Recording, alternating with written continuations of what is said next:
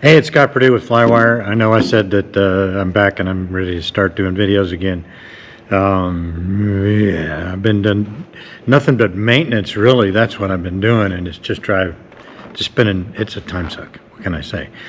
Ever since about July, the beginning of July. I know one of the videos I did lately, I talked about it, and I thought it was about ready. I'd finished this, excuse me, the annual on this thing, and then I took it out on the maintenance test flight. Had a few little bitty issues, and then I took it out on another one. And then the second test flight, the generator failed. So, well, at least I think it was the generator. It had failed before, about 2 years ago, and then had been repaired. But I wasn't willing to do it again, so I decided to put an alternator in it. And, well, as long as I'm here, I might as well put the CGR 30P engine monitor in it, because, you know, I like engine monitors.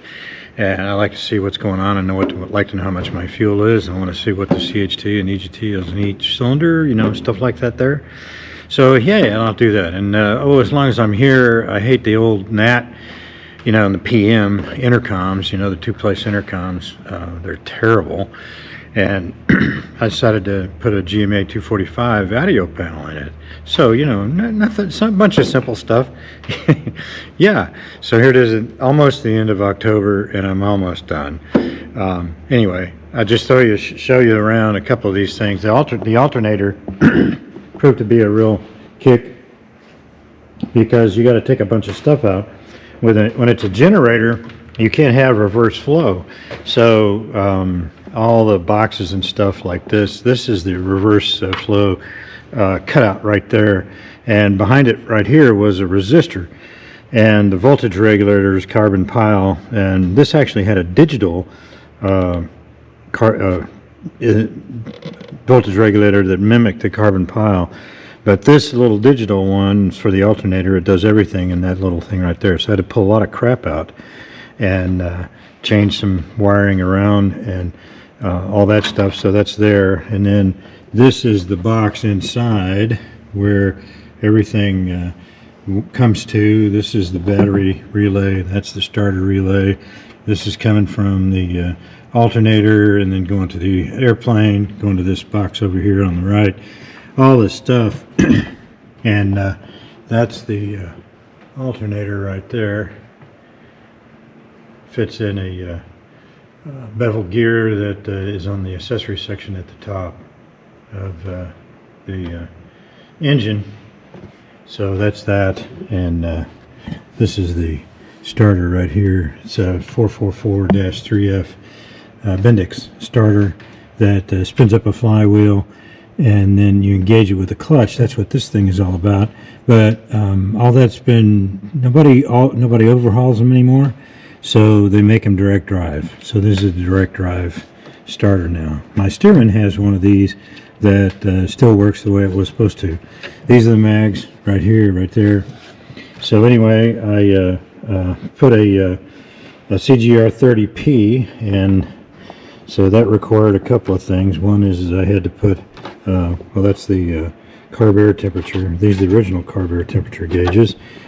This is the fuel flow right here, right there. So I had to pull this out to be able to get to that hose, and then I put a new hose in here, built a new hose, and then into the carburetor down there. So that's fun, and I'm still in the process of hooking up some of these things because the wires weren't long enough when I got them from CGR or from EI. So they're giving me some extra wire so I can make these 4 cylinders on this side all hooked up. But the others are already hooked up. I put the CHTs on the inside on the plugs in here. These are the EGTs. I haven't studded the wires yet.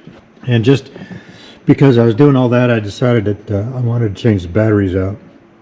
This is an experimental airplane, by the way, so I could do this stuff without an STC. These are 2 RG35AXCs in series, and that gives me 24 volts. So, and I saved 25 pounds for all that. So these are my mats, by the way, for working on airplanes so I don't scratch things up, because it's very convenient to have your tools with you, but I don't want to scratch the hell out of my paint. These are actually shower pans. Get them from Lowe's.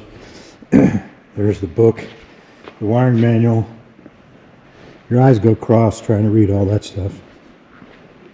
So the cool thing about the GMA 245 was they made the wiring harness for me, brand new. Jacks, headset audio jacks. These are the wires for them right here.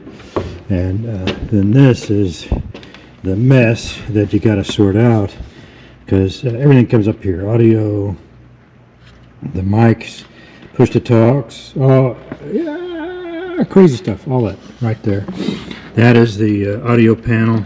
These are the circuit breakers for the CGR for the audio panel. And I'm going to put a G5 HSI in it, not real soon now. Haven't stowed all these wires yet. This is the CGR right there, and it does make it easy to work on when you're doing this with your working on a 2.6. It's a pretty cramped cockpit though when you think about it. So a lot of these gauges go away. The engine instrument gauges go away, and have to find blanks for those. The G5 HSI will go right here. That'll go away, that'll go away, that'll go away, and this is going to go right here. And I'm thinking about taking the altimeter right there and putting it over here, and that'll give me a pretty much a 6-pack. And as you can see right here, that's an STEC 30, so the G5 HSI ought to run that pretty well. So that's the setup. I also put a GTR 200 right here, replaced a KY97, and it's got a what is it? It's Bendix King 74 KT, I think it is, KT 74 ADSB out, run by a Garmin GPS 400W.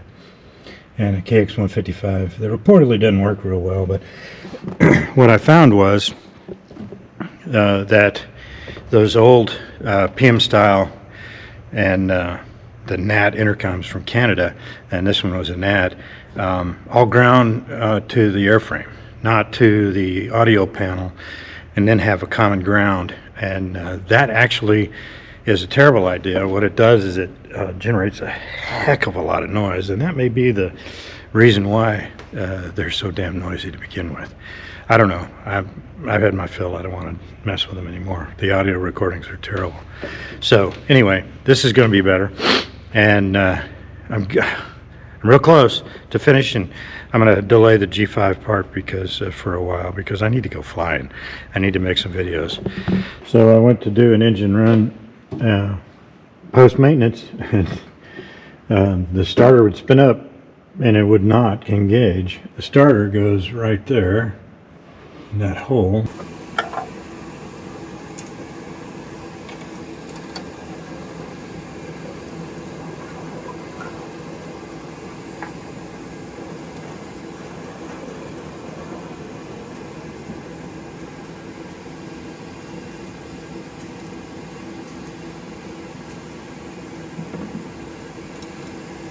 I'm fascinated.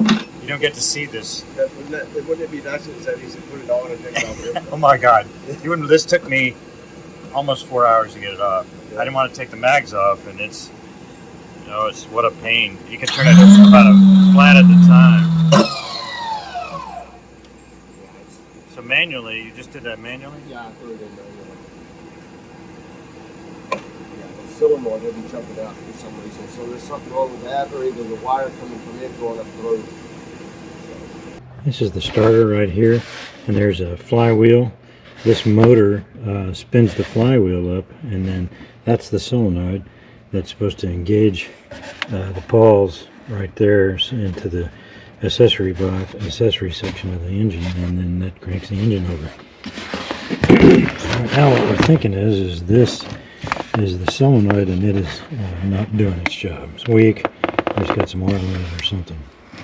So, got to take it in to either have that solenoid repaired or the whole thing done. So here's the left lower rear of the accessory case, and that's where the fuel pump goes into. You have a gear that goes up and meshes with one of the accessory case gears, and so it's an adapter essentially, and then the fuel pump that goes into that, and I'll show you that in just a second.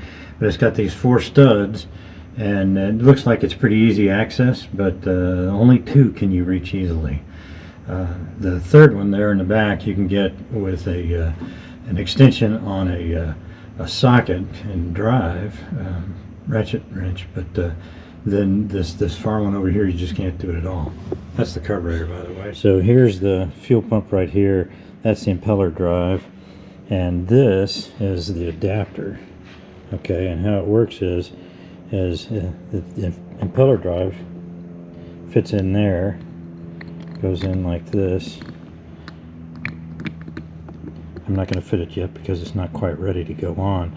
And you put this on before you put it on the airplane, and then this goes up to that propeller drive, or impeller drive goes in there, impeller gear, and then this goes up into one of the accessory gears for the back of the engine. Okay, I've got all 4 started, and the trick when you're upside down like this is you have to use a little bit of gasket material on it to get them to, especially the washers, to stick. So that's what that is. But I wanted to show you this right here. It's impossible to tighten that nut without that specialty wrench.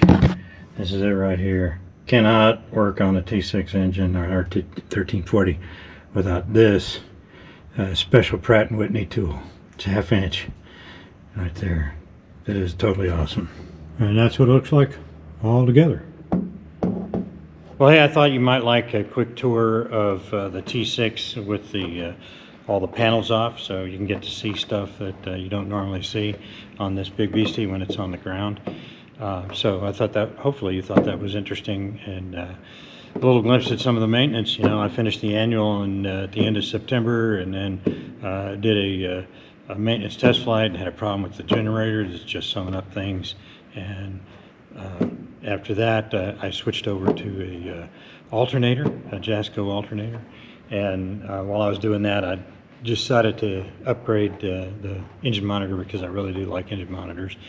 The audio panel and a new radio, and so change the batteries out, save a few pounds. And then anytime you finish some heavy maintenance, you want to do engine runs to test it, see how things work, and then you go fly it to see again how things work. It's not on a trip cross country or anything like that.